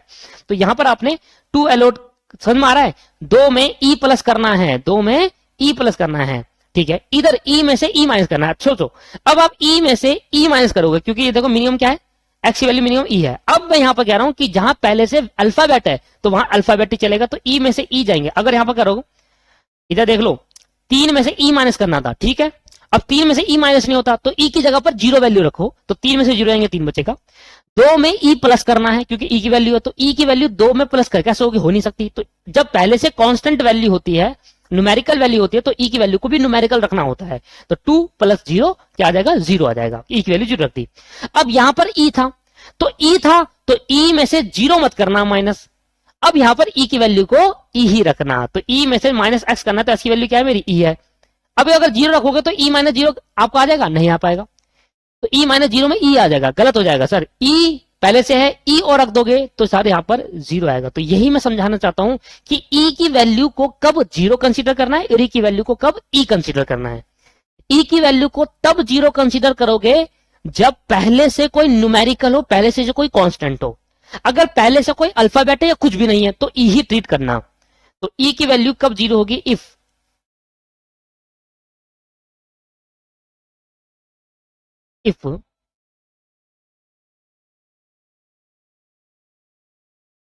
ऐसे लिखो, आप ऐसे लिखो,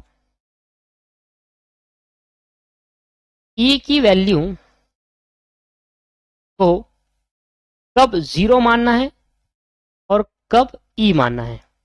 तो अगर पहले से 3 है और माइनस करना है ई, तो आप इस केस में ई की वैल्यू को 0 मानकर करोगे सॉल्व, क्योंकि 3 माइनस ई नहीं हो सकता। अगर 2 में प्लस ई करना है तो कांस्टेंट पहले से है, तो इस वाले में आप 2 को ई को क्या मानोगे 0, तो तभी सॉल्व पाएगा। पर अगर पहले से ई है तो आप ई माइनस ई ही करोगे, ई माइनस 0 नहीं कर सकते, क्योंकि अगर आपने ई माइनस 0 करा तो ये ई हटेगा नहीं, वापसी ई ही आ जाएगा। इसलिए आपको जब पहले से आपके पास अल्फाबेट है तो अल्फाबेट ही लेकर चलना है ई की वैल्यू, तो यहां पर ई माइनस ई ही रखना है, 0 नहीं रखना, ये आएगा 0।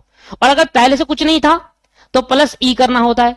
तो देखो यहां पर, यहां क्या करना है, यहां मैंने माइनस एक्स करा तो माइनस एक्स की वैल्यू क्या हो गई, अगर कांस्टेंट है पहले से तो 0 लो, कांस्टेंट है पहले से तो 0 लो, अगर अल्फाबेट है तो अल्फाबेट लो, अगर कुछ नहीं है तो कुछ ना कुछ तो एलोकेशन करना है। अब सोचो एक्स की वैल्यू अगर मैं 0 ले लूंगा तो यहां पर कुछ भी एलोकेशन नहीं होगा, इसलिए मुझे एक्स की वैल्यू यहां पर ई लेनी पड़ेगी। सोचो मेरी बात, मैं आपको ऐसा क्यों समझा रहा हूं, यहां पर तो मेरा 0 हो गया, यहां एलोकेशन घट गया, क्योंकि यहां पहले ई था दोस्तों, यहां पर क्या था ई था और माइनस मैंने ई करा तो 0 खत्म हो गया। और अगर यहां पर प्लस एक्स था, प्लस एक्स की जगह अगर मैं 0 लिख देता हूं, तो मैं यहां पर अगर मैं 0 मान लेता हूं एक्स की जगह पर, तो यहां पर देखो कोई कांस्टेंट तो है नहीं, कोई एलोकेशन था ही नहीं पहले से, तो यहां दोस्तों मुझे एलोकेट करना है, और एलोकेट करना है तो अगर आप 0 लिखोगे तो एलोकेशन थोड़ा ना होगा, तो यहां पर आपको ई ही मानना पड़ेगा। जब कोई भी ना कांस्टेंट हो ना अल्फाबेट हो और प्लस एक्स लिखा है तो वहां पर ई ट्रीट करेंगे। ऐसा क्यों, अगर दोस्तों मैं यहां पर ई नहीं मानता और एक्स की वैल्यू 0 ट्रीट करता तो नो एलोकेशन होता, और नो एलोकेशन होता तो 1 2 3 4 5 6 बन जाते, और मेरे नंबर ऑफ एलोकेशन 6 हो जाते, और मेरा m प्लस n माइनस 1 हो जाता 7, फिर डीजनरेसी आ जाती, फिर मुझे ई लेट करना पड़ता। क्यों कर रहा हूं मैं ऐसा, समझ में आ रहा है, मेरे 6 एलोकेशन हो जाएंगे, मुझे 7 एलोकेशन करना है, डीजनरेसी को रिमूव करने के लिए तो ई डाला था, अब आप ई ही हटा दोगे तो कैसे चलेगा, तो ई कब हटाना है, ये समझ में आया, ये कॉन्सेप्ट क्लियर हो गया। पहले 3 है तो माइनस ई करना है तो ई की वैल्यू डालनी पड़ेगी, 2 है प्लस ई करना है तो ई की वैल्यू पुट कर दो, क्योंकि 2 में से ई प्लस नहीं होता, 2 में से 0 प्लस हो जाएगा। पहले से ई है तो ई माइनस करोगे, 0 नहीं, तो ई माइनस 0, ई माइनस ई क्या हो जाएगा 0, क्योंकि मैं क्या कहता हूं, जब भी मैं लूप करता हूं ना, लूप कंस्ट्रक्ट करने का पर्पस होता है कि एक एलोकेशन को यहां से हटाकर किसी और जगह एलोकेट करना।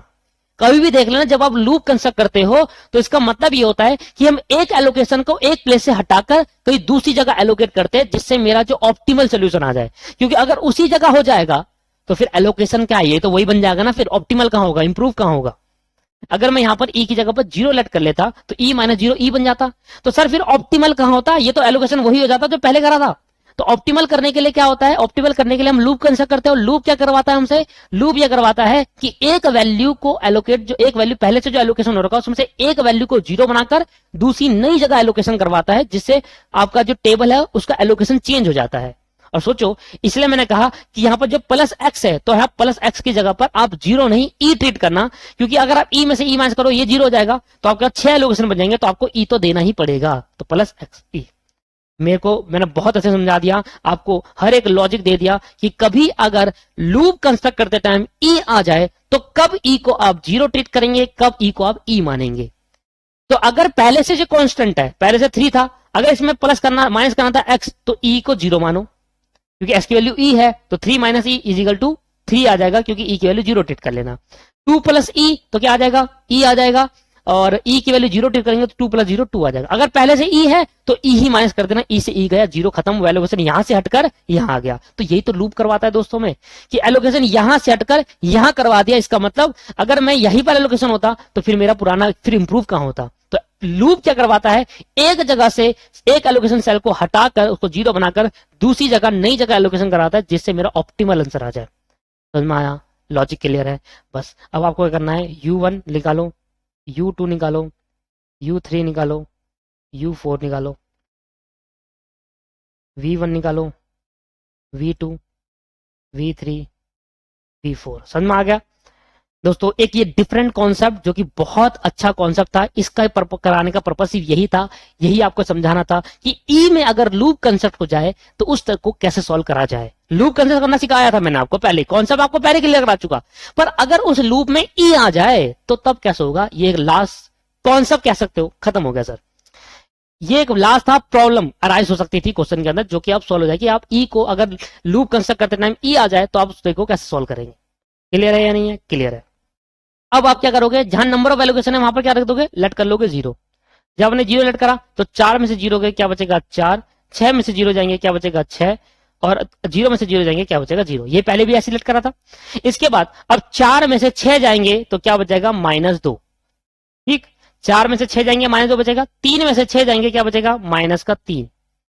अच्छा, ये 3 है, यह -2 है, तो 3 -2, तो 3 + 2 बन जाएगा, तो यह हो जाएगा 5। 4 में से 5 जाएंगे, ये हो जाएगा -1, और इस तरीके से आपका एलोकेशन हो गया।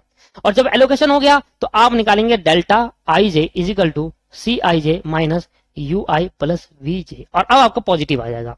तो लूप का मतलब पता चला कि लूप हम कंस्ट्रक्ट क्यों करते हैं, क्योंकि हमें एक एलोकेशन सेल को वहां से हटाकर दूसरी जगह पर एलोकेट करना पड़ेगा, जिससे हमारा एक इंप्रूव सोल्यूशन बन जाए। क्योंकि वहां पर देखो, यहां पर एलोकेशन करने का पर्पस ये यहां पर एलोकेशन करेंगे तो हमारा इंप्रूव नहीं आएगा सोल्यूशन, कॉस्ट कम नहीं आएगी।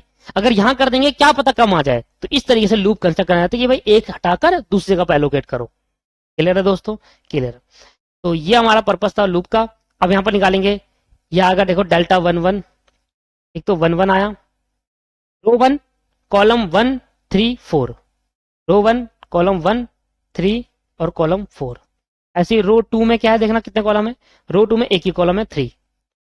रो 3 में देखो कॉलम 1 कॉलम 2 और कॉलम 4, कॉलम 1 कॉलम 2 और कॉलम 4। और रो 4 में देखो आप, रो 4 में खाली कहां, कॉलम 1 में है और कॉलम 4 में है, कॉलम 1 में और कॉलम 4 में। आओ 1 2 3 4 5।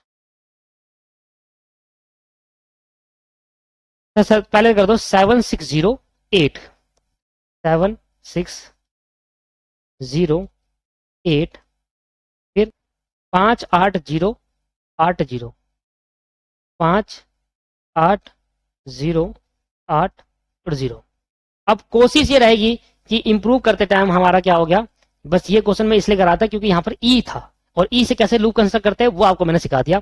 और अब कोई भी कॉन्सेप्ट, कोई भी क्वेश्चन हो, किस तरीके का भी क्वेश्चन हो, आप आराम से इजीली कनेक्ट कर पाओगे। ठीक है, और यहाँ पर एक चीज नहीं, दो चीज नहीं सिखा। एक तो ई का जो मैंने यहाँ पर ई का कौन सा बताया कि लूप ई में किस तरीके से कंस्ट्रक्ट करा जाता है, और दूसरा समझाया कि अगर दो ऐसे एलिमेंट मिनिमम मिल जाए और मुझे वहां पर ई एलोकेट करना और दोनों में हो सके तो कहां करूंगा, राइट कॉर्नर में करूंगा। ठीक है, दो बातें समझाइए, ये क्वेश्चन लगा दो, वेरी वेरी वेरी इंपॉर्टेंट।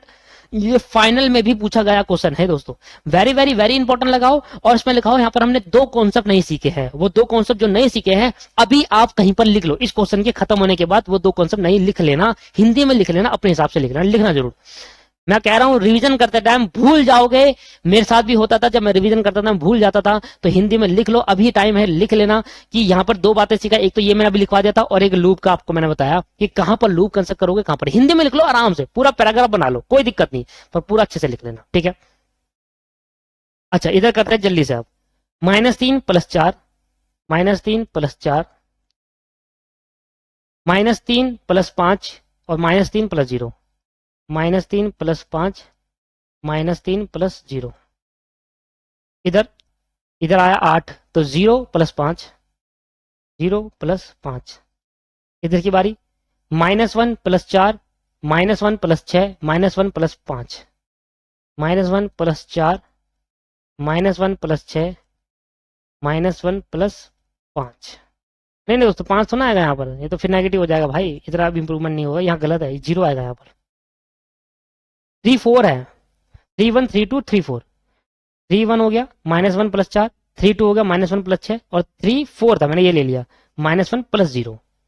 ठीक है, इसके बाद यह लास्ट वाला, -2 + 4 और -2 + 0, -2 + 4 और -2 + 0। सॉल्व करेंगे जल्दी से, और सारे element of delta I J is positive.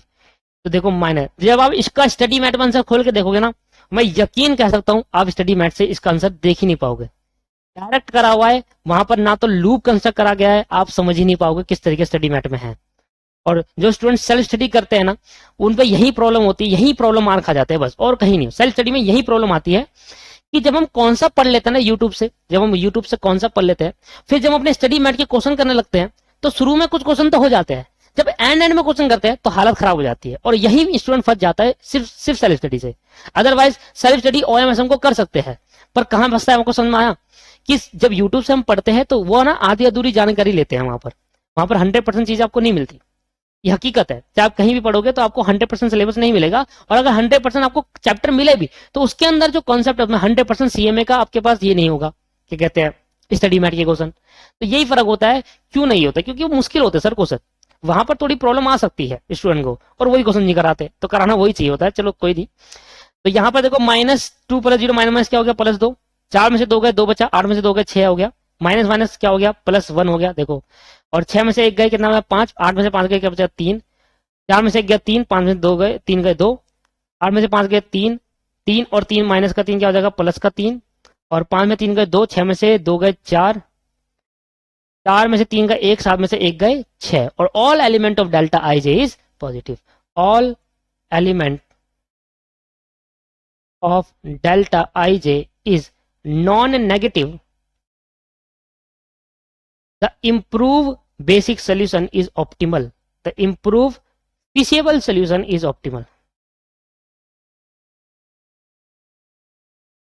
और पता है आपको, स्टडी मैट अगर आप खोल के देखोगे ना, ये आपको मिलेगा, पर आपको समझ नहीं आएगा कहां होगा ये। ठीक है, दूसरा ये ई का तो कहीं पुट ही नहीं करा, ठीक है, ई कहीं नहीं डाला, ना लूप कंस्ट्रक्ट करा है, कहीं कुछ नहीं करा, स्टडी मैट में डायरेक्ट सॉल्व कर दिया, एक दो टेबल दिखाएंगे और दूसरे में आपको ऑप्टिमल सोल्यूशन दिखा देंगे वो डायरेक्टली।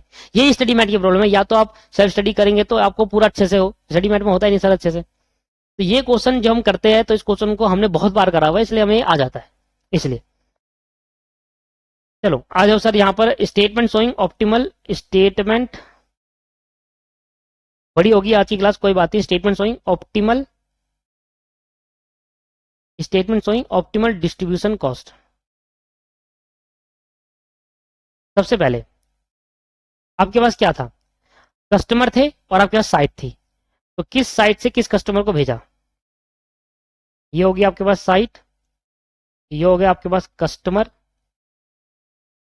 कितनी क्वांटिटी में भेजा, कॉस्ट पर यूनिट क्या थी, और टोटल कॉस्ट क्या थी। आपको ये जरूर मिल जाएगा स्टडी मैट में, चलो तो एलोकेशन देखते हैं। एलोकेशन जो सबसे लास्ट में एलोकेशन होगा ना वो देखेंगे आप। ए ने एक्स को करा, ए ने एक्स को दिया 5 यूनिट, ए ने सिर्फ एक्स कस्टमर को दिया है 5 यूनिट। अब बी को देखो, बी ने डब्ल्यू को दिया है, एक्स को दिया और डमी को दिया है।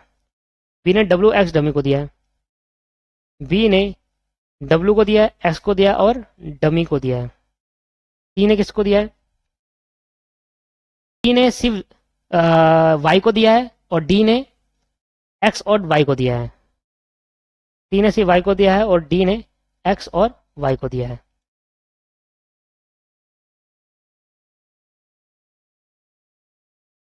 निकाल लेंगे जी टोटल कॉस्ट।